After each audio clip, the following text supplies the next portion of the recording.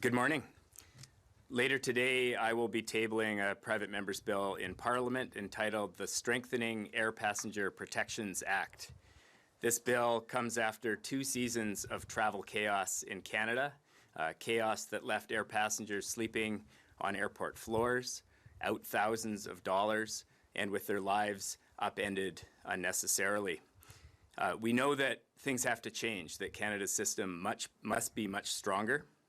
This bill is about setting our expectations, and it's based on consultations not only with Canada's leading consumer advocates, but also the testimony that we've heard at the Transport Committee over the past several months.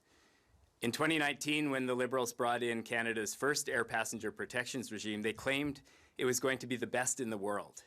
And yet what we've seen is anything but.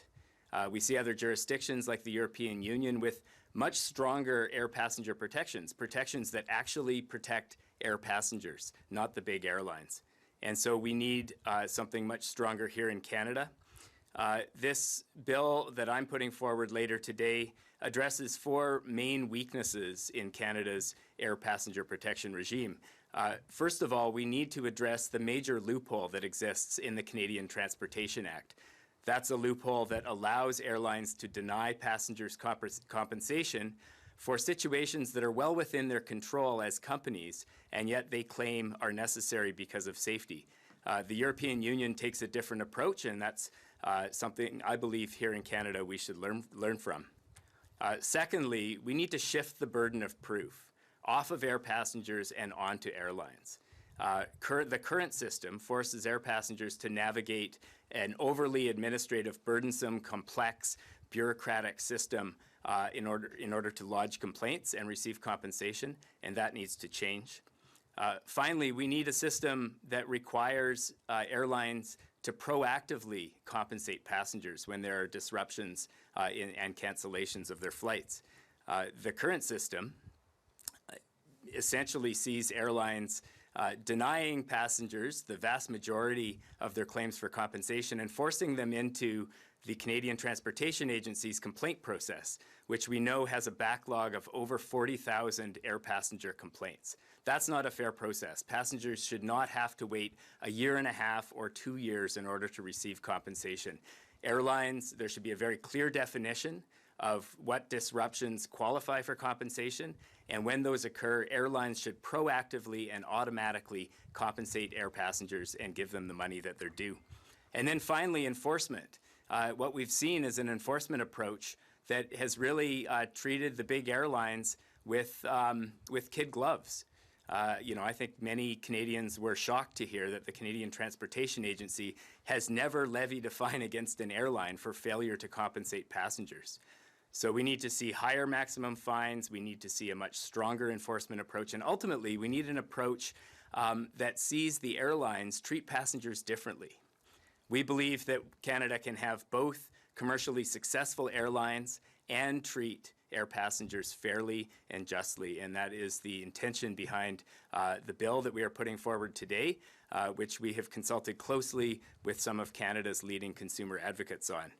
So I'm very pleased to be joined today by Dr. Gabor Lukacs from Air Passenger Rights Canada, a nonprofit travel advocacy group, Sylvie De Bellefeuille with Option Consommateurs, a legal consumer advocacy group, and Mr. John Lawford from the Public Interest Advocacy Centre, a nonprofit consumer advocacy group. And we're going to hear from them for a couple of minutes each in turn, beginning with Dr. Lukacs. So I know Dr. Lukacs is joining us by Zoom, so if I can turn it over to Dr. Lukacs, we'll hear from him, and then we'll hear from Sylvie, and John will close us off, and then we'll have time for questions from the media. Good morning. We endorse Mr. Bachrach's bill. Our long-standing position has been that Canada should adopt the European Union's gold standard of air passenger protection. Following the air travel meltdowns of 2022, it has become clear to everyone why that is not only advisable, but necessary. Canada's existing passenger protection framework is inadequate and favors the airlines. It is unnecessarily complex and is a barrier to access to justice for passengers. These shortcomings are also partly responsible for the backlog of 42,000 complaints with the federal regulator. We urge lawmakers to amend the Canada Transportation Act by enhancing enforcement and harmonizing the framework with the European Union's air passenger protection regime. Mr. Bachrach's bill accomplishes both.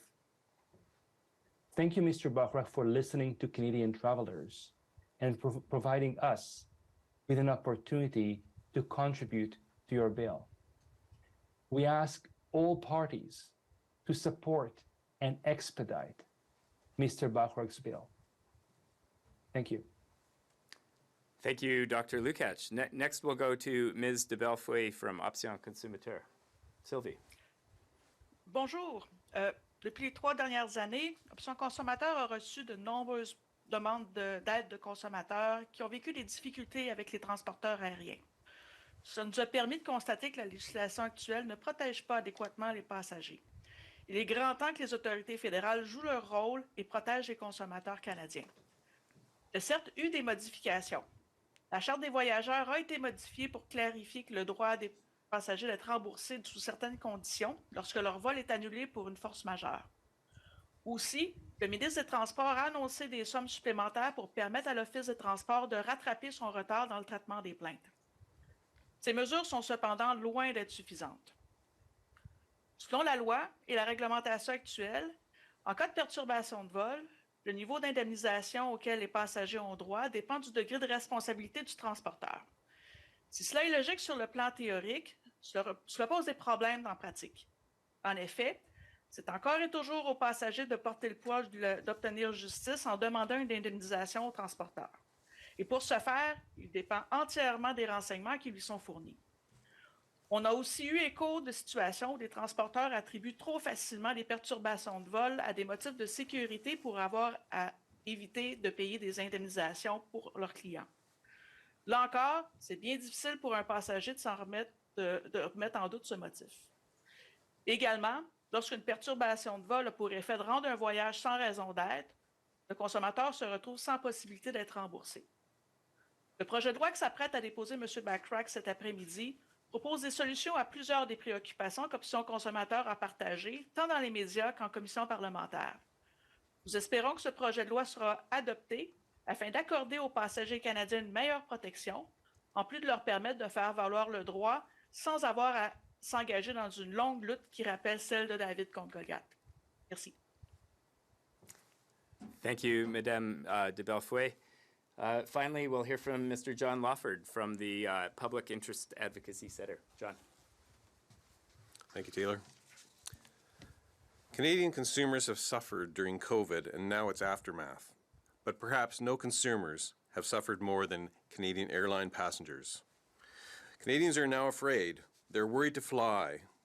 They're worried about being stranded without help from their airline. They're worried about their lost baggage. They're worried about missed connections, cancellations, and delays.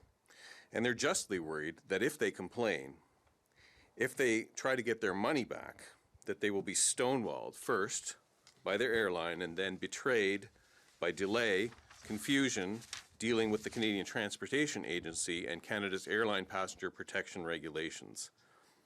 Canada's Airline Passenger Protection Regulations are supposed to ensure certain quick and easy compensation for delay, cancellations, denial of boarding, lost, delayed, or damaged baggage. They have failed.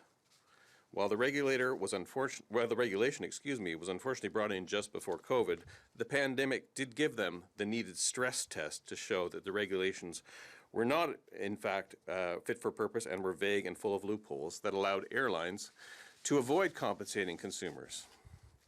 The Canadian Transportation Agency did not help. First, by being unready to handle the volume of complaints, then by letting the airlines game the system.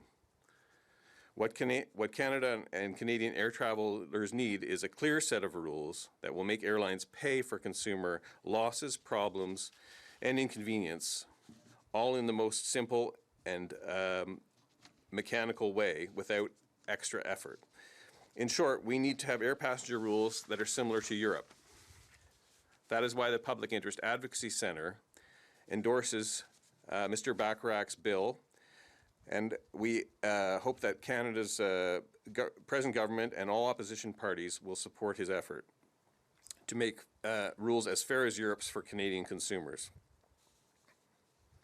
Finally, we ask that the backlog be dealt with by the present government, and we hope that with these changes from Mr. Bachrach's bill that no further backlog will be generated. Thank you very much. Thank you, John. I would just add one more thing before we go to questions, and that is that I have met with the Transport Minister. He's promised to table reforms this spring. This will be the third time that the Liberals have gone into their air passenger protections and tried to improve it, and yet we still see the challenges that we see. However, I sincerely hope that the Minister takes what is included in my bill and uses that to strengthen Canada's approach. This is based, as I said, on extensive consultation, not only with air passengers, but with advocacy groups and the testimony at the Transport Committee. So with that, I'll ask if there are any questions from any of the media representatives. All right, for the participant on Zoom, I would just like to remind you, if you have a question, please use the raise hand function. Pour les gens sur Zoom, si vous avez des questions, s'il vous plaît, utilisez la fonction main levée.